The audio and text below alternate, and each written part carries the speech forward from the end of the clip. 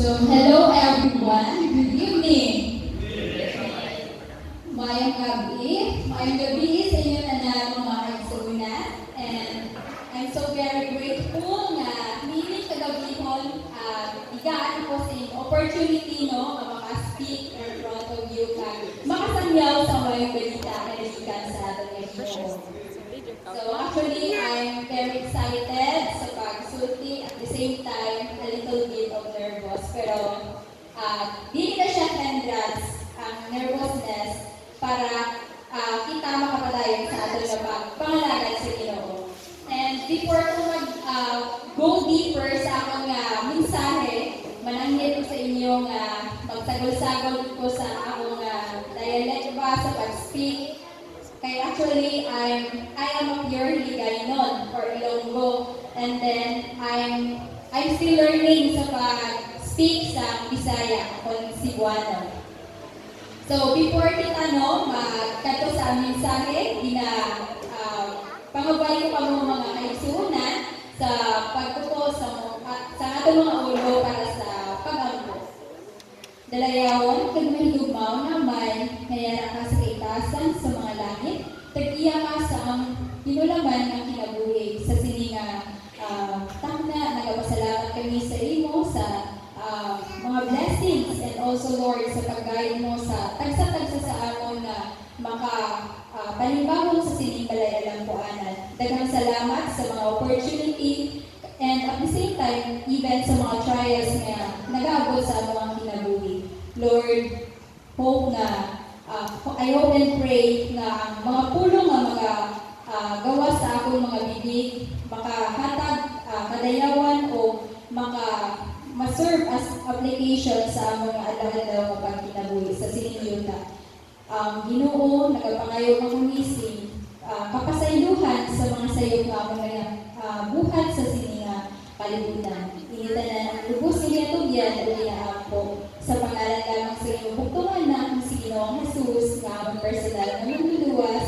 Amen. Amen. So once again, good evening and happy Sabbath everyone. Happy Sabbath! Pwede niyo ba na mag-greet ang inyong mga tapad sa Happy Sabbath? Kag mahambal sa iyang Happy Sabbath! I love you, brother or sister. I love you, sister. I love you, sister. Wait. I love you, sister. So, kanami ibalang tawon ko ang kadausa sa tuwa din sa church nagayunay nagahigugmaanan sa among pangaterm kanang nagapalanggaanay kay diha makahatag kita kadayawan or praise sa tuwang Ginoo kapag makita niya nga kita nga iyang mga kaanakan nagapadayon sa pagpangalagad sa iyaha kag nagapalangga sa aton tagsa-tagsa ka mga kaigsuonan. Amen? Okay, so let us proceed sa ating mga message. But before that, actually, sometime nagpadulong pa lang ako, medyo confused na ako huna-huna kung kasagakit ng Tagunok Church. Kaya actually, isog kaayo mga igsuon, no? Kapag bago ka ba sa usang lugar, and then kahapon, I'm so very thankful man sa Ginoo, una sa tanan sa Ginoo, and also sa amon manager diha sa Lagtang, siya nag-approach sa ako ang Ma'am Jess, pwede ka maka-speak sa Vesper. So, actually, sa mind ko, actually wala din ko gatanggi every time mag-approach sa akon nga magdala sa part. But, the video na ano ko ba, paano ko maka-adto din sa inyong church. So, through asking, nautana na lang ko sa iya, sa uban ko mga kauban nila sa Lagtang nung kung asa daw kining church. And then, even may hiyan ako, pero medyo matulbaan kung kinakon ba, kay basi sa among makala ko masaag ko. Pero ingon ko sa self ko, bahala na ni Lord. The most important thing di una ka. And while I'm walking, nag-pray dito sa Ginoo nga, while naglantaw-lantaw ba sa mga sa import sa gilid, no? Ano ito, I still believe na ang Ginoo mga Diaz anak. And I'm so very thankful na wala dito, God never fails sa pagkain sa akong dili nga patulong or speak din sa inyo ang church. Amen. So once again, thank you so much this opportunity kung inyo ihatag sa akon and sa pagpaminaw karon. So actually, my message, very short lang man siya, but this message, it serve as a reminder sa atong mga kaigsunan, no? Reminder sa aton, actually tomorrow is Saturday, Sabbath day na, nag-start na sa atong 6. Gina-remind ni kita kanina mensahe na pangitaon din naton una sa atong pag-ulit ang Ginoo. And the title, so buhatan ko ni siya title. Ang iyang title is The Secret of the Blessed Life. So, ang memory verse or ang iyang key text, makita ini sa Book of Matthew, chapter 6, verse 33. Actually, this is a very common verse, but I'm hoping and praying na kanina verse atong tanong sa atong huna-huna at sa atong kasing-kasing. Ini na gayon, but seek ye first the kingdom of God and His righteousness, and all these things shall be added unto you. So mga kaigsunan,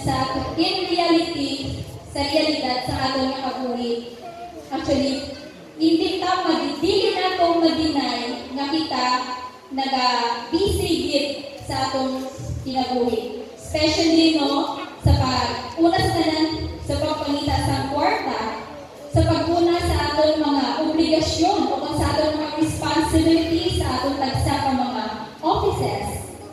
And also, sa ibang pagiging mga butang, no, there are people na nagpangita or nag-seek sa atensyon sa kadaghanan o kung sa fame. But, kina mga kaigsunan, no, actually, dili man siya sayo, no, na kita magpangaludoy or magpangita kita sing solusyon sa atong mga problema sa atong kinabuhi. But ang Ginoo nag-remind sa aton nga dapat naton unahon ang aton nga Ginoo. So, may pagbabasa ko na ko diri, no, sa Book of Matthew, chapter 13, verse 14 to 47. Diri na gayon, again, the kingdom of heaven is like unto treasure hide in the field, the which when a man hath found, he hide, and for joy thereof go and sell all that he had and buy that field. Verse 45, again, the kingdom of heaven is like unto the merchant man, seeking godly pearls, who when he had found one pearl of a great price, went and sold all that he had and bought it. Again, the kingdom of heaven is like unto the net that was cast into the sea, and gathered of every kind. So, kanina mga verse, no, mga kaigsunan, nag-remind din sa aton nga, actually, ang tanan, ang atong karon gina-consume, nagika na sa Ginoo. And then, sometimes, nagkakalimot kita, no, nga kung ma-receive na ba natin mga blessings nga atong gipangayo o gihangyo natin sa Ginoo, sometimes may aragig points sa atong kinabuhi nga nagkakalimot man kita sa pag-praise, pagpapasalamat sa iya. But, kanang-kanang mga kaigsunan, let us always remember na every time na madawat na naton ang atong mga ginahangyo or mga giampo sa Ginoo, atong pasalamatan, kagbalikan sa balikan naton sa aton nga kinasim-kasimon nga pagpangalagad sa iya. So,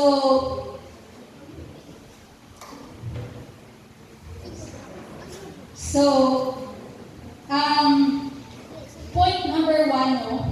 Pakataon ako sa point actually, very short lang ni siya. Point number 1, seek God first in your decisions. Una-una, no? Actually, kadalisa sa aton, minakita mga ginauna-una, mga desisyon nga aton ginakangkap sa aton mga kasing-kasing or una-una. So, ang aton himon, mga kaigsunan, every time na magkangkap kita sa desisyon sa aton ang kinabuhi is una-una natin na mag-pray. Importante kaayo no, na mag-pray kita sa Ginoo kag mag-ask sa guidance, kag direction sa iya.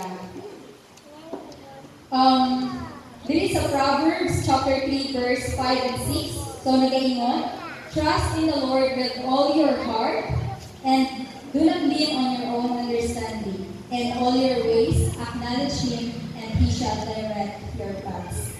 So mauna ang isa sa mga the most inspirational motivational na verse na ato makita sa Bible. So point number 2 mga kaigsunan, no? Actually, dili ko man siya based sa kaning parable of the hidden treasure na akong ibasa sa Matthew chapter 13 verse 34 to 47.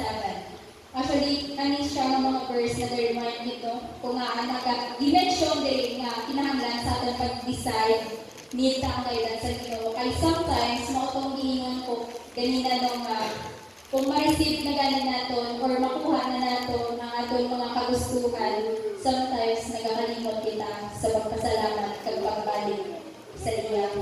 So, mauna nga, ginaulit-ulit din na sa ato ang mga kaigsunan na dapat din natin pinunduman kag atong gitutang sa tagsang tapit-tapit sa ato ang kasing-kasing. So, point number 2, no? Seek God first in times of need. Na-statement nga, in times of need mo sa katulong o kung katabang mo sa imo ang problema, ayaw kaulaw no, nga mag-ask sa ato ng Ginoo. Of course, through prayer and supplication, mga kaigsunan. Hindi kita maulaw sa pag-ask sa iya. It's better kung sa aton, kung natay happiness, kung natay sa kalipay, kalapit di hapon kita sa Ginoo, kag i-praise natin siya. Kung arap kita sa kasubok or sa kalisod sa niling kinabuhi, magpalapit di hapon kita sa Ginoo. Mauna ang iyang mauna ang gusto sa Ginoo sa tuwa go closer kita sa iya.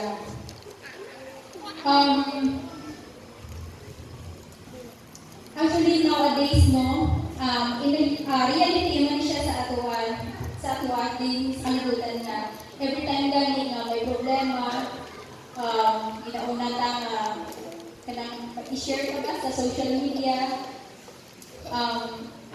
mauna ang reality usama na sa realidad sa mga kalibutan no. Every time may problema kita, ginalinaw na to ang self sa pagduwa or kanang pag-play ba sa mga online games or Facebook, pero dili na siya mao mga kaigsunan. Actually, ang pinakatama din natin na dapat buhaton is mag-meditate sa pulong sa Ginoo pag mag-pray sa iya. So, mao ta siya. Point number 1, ulitin ko. Point number 1, seek God first in your decisions. Of course, it is very important para kung ma-receive mo na ang iyong blessings, kahibaw ka mag-decide kung asa mo na siya i-apply ba. And then, number 2, seek God first in times of need. Mao na siya, importante mga kaigsunan. And then, number 3, seek seek God first in your dreams. Dili dreams nga, ano nga, dream, pangandoy ba? Sa imo mga pangandoy. Actually, daghan kita mga pangandoy, especially no, sa aton mga young people, including myself. Sa una, gusto ko gid yung mga graduate ko, mga kaigsunan. And isa rin na siya sa mga pangandoy ko, mga makagraduate ko. And then, mauna siya nga, actually, praise the Lord ginapon kay despite nga kubre ba situation naman sa among family. Sige ako, di-allow sa dito ko makakuman ko sa ako ang pag-eskwela. Actually, kanang working student ba in order na makapay sa akong tuition. And then, while actually kapoy kaayo mag-working student, pero nindot siya sa feeling nga nag-persevere ka sa imong mga dreams in life. Kanang time na nag-persevere ka, kay na-experience na ako ng mga kaigsunan, wala akong nagkalimot ba sa pag-sampit sa pangalan sa Ginoo. Every time na ginakapoy ko, every time na mapil ko nga kulang ko sa tulog mga kaigsunan, I always acknowledge sa Ginoo mga Lord, tabangin ko nga makahuman sa ako ang pag-eskwela, even though dadaan ko ako sa mahirap na sitwasyon.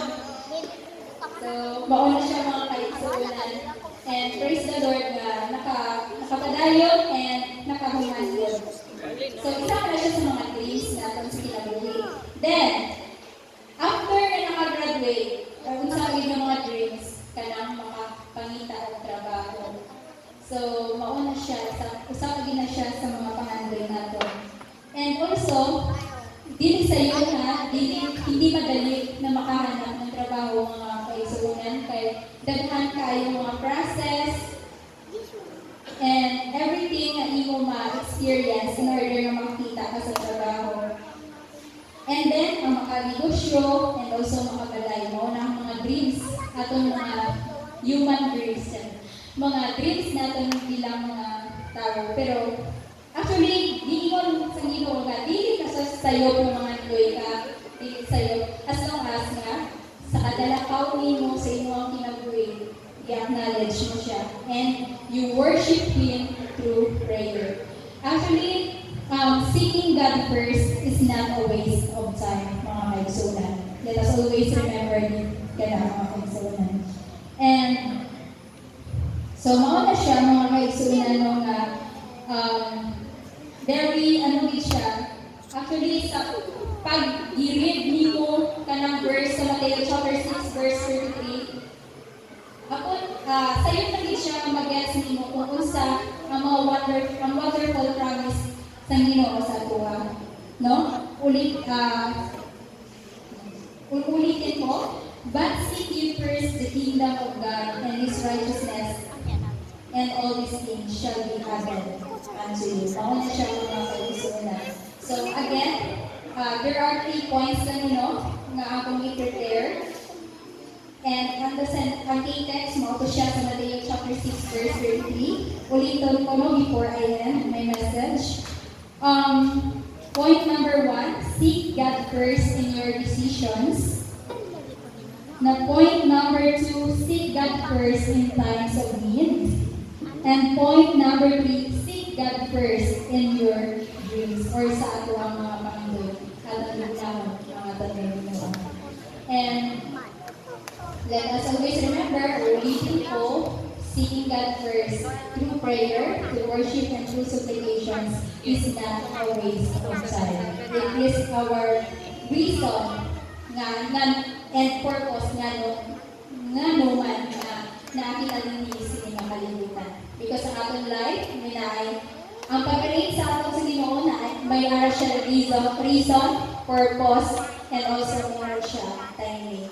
So, mauna, young people, I encourage everyone, young people and everyone, itatanan na dili na magalingon sa pag-worship, sa pag-pray sa ating Ginoo. And also, i-add ko lang, na kung may naatay mga gifts, may ihatag ang Ginoo sa Just like for example, nindot ka boys, magkanta, ayaw paulaw sa pag-offer sila sa Ginoo. And nagabilib di ko mga kaigsunan na kada usa sa aton minaagi tay talent nga gihatag ang Ginoo sa ato. Even sa pag-smile, pag-welcome sa aton mga visitors, and also sa aton mga igsuon din nga nagasimba. So pwede gid natin magamit kanang simple talents nga gihatag sa Ginoo sa aton.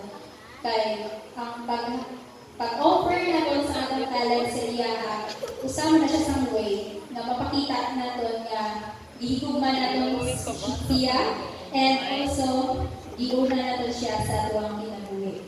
So once again, I hope and pray na kaning very short na message maka-enlighten sa ato ang una-una ang kasing-kasing, and atong gid madala sa atong adlaw-adlaw mapagkinabuhi sa sinang kalibutan. Once again, thank you so much, and may God bless us all. To God be the glory.